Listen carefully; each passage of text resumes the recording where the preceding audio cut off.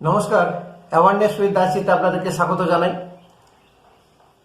60 লক্ষের মধ্যে যে 27 লক্ষ নাম অলরেডি বাদ হয়ে গেছে, সেই বাদ নাম নিয়েও উনি সুপ্রিম কোর্টে যাবেন বলছেন। প্রথমবার গিয়ে যে একটা কাণ্ড কারখানা করে এসেছেন, যে জল ঘোলা করে এসেছেন, ভোটারদের কপালে যে ঘোল ঢেলে দিচ্ছেন, এটা কিন্তু যাদের নাম বাদ পড়ে গেছে তাদের বোঝা উচিত, বিশেষ করে মুসলমান সম্প্রদায়দের বোঝা উচিত। আবার যদি দ্বিতীয়বার উনি নিজে সুপ্রিম কোর্টে যান, যে কি হারে থাপ্পড়টা খাবেন আর কি হারে যে সূর্যকান্ত মিশ্র চিফ জাস্টিস যে বার করে দেবে, এটাই এখন আমাদের দেখার আছে। তার কারণ সুপ্রিম কোর্টের নির্দেশে পশ্চিমবঙ্গে টোটাল ভোট প্রক্রিয়াটা হচ্ছে, সুপ্রিম কোর্টের নির্দেশে এসআইআর প্রক্রিয়াটা চলছে এবং সুপ্রিম কোর্ট টোটাল ভাবেই পশ্চিমবঙ্গ এখন পাখির চোখ করে নিয়েছে। যে সুপ্রিম কোর্ট দ্ব্যর্থহীন ভাষায় বলেছে যে এখানে মেরুকরণ হয়ে গেছে, ইটস এ পোলারাইজড স্টেট, এবং এরকম স্টেট ভারতবর্ষের উনি কোথাও দেখেননি। যেখানে উন্নয়ন হতে দেন না, উন্নয়নকে বাধা দেওয়ার জন্য সুপ্রিম কোর্টে দৌড়ান। যেখানে যাদের প্রাপ্য ডিএ, যে সমস্ত স্কুল শিক্ষকরা বঞ্চিত, তাদের প্রত্যেকের চাকরি আটকানো, ডিএ দেওয়া থেকে শুরু করে সবকিছুতে কথায় কথায় সুপ্রিম কোর্ট যাওয়া। আর এসআইআর আটকানোর জন্য হাইকোর্ট সুপ্রিম কোর্ট বরাবরে গেছেন এবং আবার বলছেন যে এই 27 লক্ষ নামের জন্য উনি সুপ্রিম কোর্টে যাবেন। সব থেকে বড় খবর হচ্ছে ওনার পিছনে যে নানান দিক থেকে উনি চৌতরফাভাবে ঘিরে গেছেন, সেটা উনি কিন্তু বুঝেও এখনো গাজোয়ারি মুখের ভাষণ বা যে প্রত্যেকটি সভাতে গিয়ে উত্তেজিত ভাষণ দেওয়া বা পাবলিক খেপানো, এই কাজ কিন্তু কন্টিনিউ করে যাচ্ছে। এরই মাঝে দেখুন, যেমন নির্বাচন কমিশন উঠে পড়ে লেগে আছে পিছনে হাত ধুয়ে, সুপ্রিম কোর্ট পড়ে আছে, এনআইএ ইনভেস্টিগেশন চালু হয়ে গেছে এবং জনতা পর্যন্ত যাদের নাম বাদ হয়ে গেছে, প্রায় 90 লক্ষ বা 91 লক্ষ নাম টোটাল, তারাও কিন্তু ক্ষিপ্ত এবং বেশ কিছু বিএলও তারা বাড়ি ছেড়ে পালিয়েছে, এখন এনআইএর কবলে তারা কিন্তু আসেনি। এরই মাঝে সব থেকে বড় খবর হচ্ছে সারদা চিট ফান্ডের মালিক সুদীপ্ত সেন জেল থেকে আজকে ছাড়া পাবে। এই সারদা মালিক সুদীপ্ত সেন টোটালি বলতে গেলে এই টিএমসি দলটাকে আর্থিক সহায়তা দিয়ে তৈরি করেছিল বা দাঁড় করিয়েছিল। তা না হলে টিএমসি কিন্তু এই বামফ্রন্টকে সরাতে পারতো না বা আসতে পারতো না।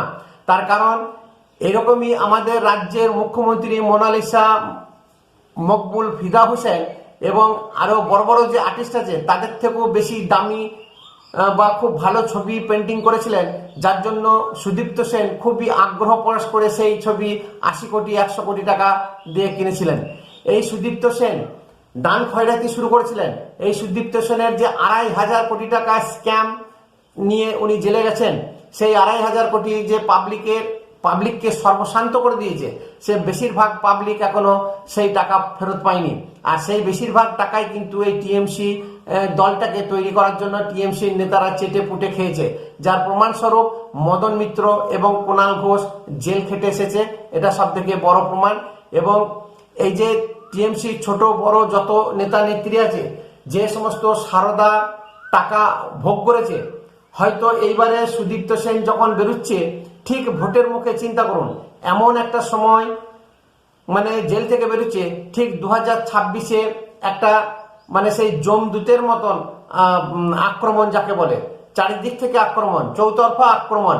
Sudipta Sen, NIA investigation, supreme কোর্টের নজর, নির্বাচন কমিশনের এসআইআর এবং নানান দিকে পাবলিকের যে হ্যারাসমেন্ট, 90 লক্ষ মানুষের নাম বাদ গেছে, তারা প্রত্যেকে কিন্তু চৌতরফা ভাবে এইবারে ঘিরে ফেলবে।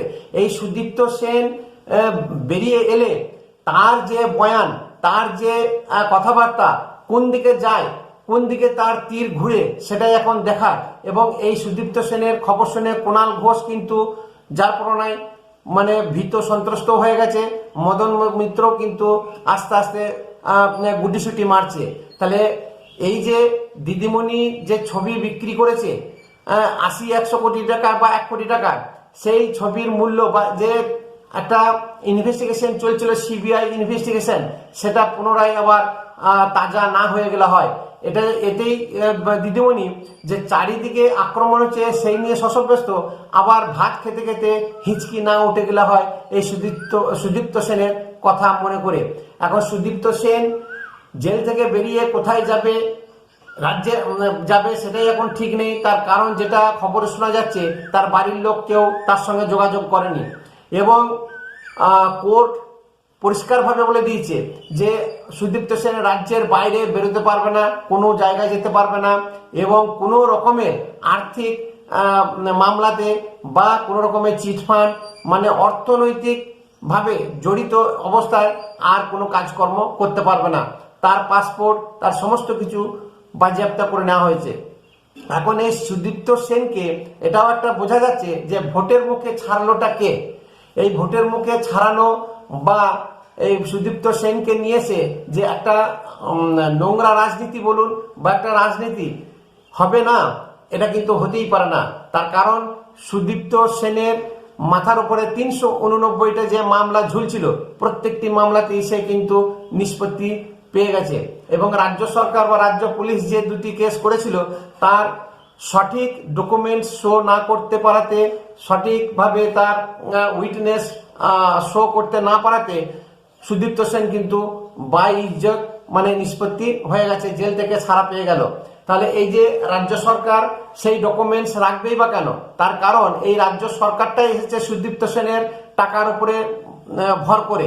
তাহলে সেই ডকুমেন্টস যদি শো করে তাহলে অনেক ঘেটে হয়ে যেতে পারে, হয়তো সেই ডকুমেন্টস জ্বালিয়ে দিয়েছে, পুড়িয়ে দিয়েছে। এরকম সর্দার লাল ডায়েরি যখন সিবিআই তদন্ত করতে এসেছিল, রাজীব কুমার যখন ছিলেন, দিদিমণি নিজে বুক চিতিয়ে সিবিআইদেরকে আটকেছিলেন, সেই লাল ডায়েরি বা সেই তথ্য প্রমাণ লোপাট করেছিলেন, আমরা কিন্তু সবাই জানি।